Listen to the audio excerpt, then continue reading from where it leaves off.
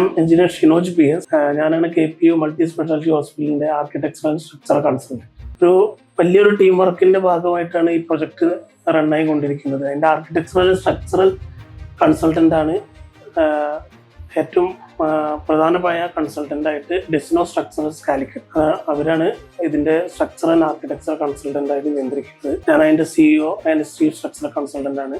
കൂടാതെ ഒരുപാട് എഞ്ചിനീയറിംഗ് മേഖലയിലുള്ള ആളുകളുടെ സപ്പോർട്ട് ഇതിന്റെ ഓരോ ഭാഗങ്ങളിലും നമ്മൾ ഈ പ്രൊജക്ടിന് വേണ്ടിയിട്ട് ഉപയോഗിക്കുന്നുണ്ട്. ഉദാഹരണത്തിന് ഇതിന്റെ പെർമിഷൻസ് ആൻഡ് ഡോക്യുമെന്റേഷൻ നിയന്ത്രിക്കുന്നത് എൻ്റെ സുഹൃത്ത് ജുനൈദ് പറഞ്ഞ എഞ്ചിനീയർ ആണ്. മൂപ്പരാണ് ഇതിന്റെ ഡോക്യുമെന്റേഷൻസും മറ്റുള്ള കാര്യങ്ങളും ചെയ്യുന്നത്.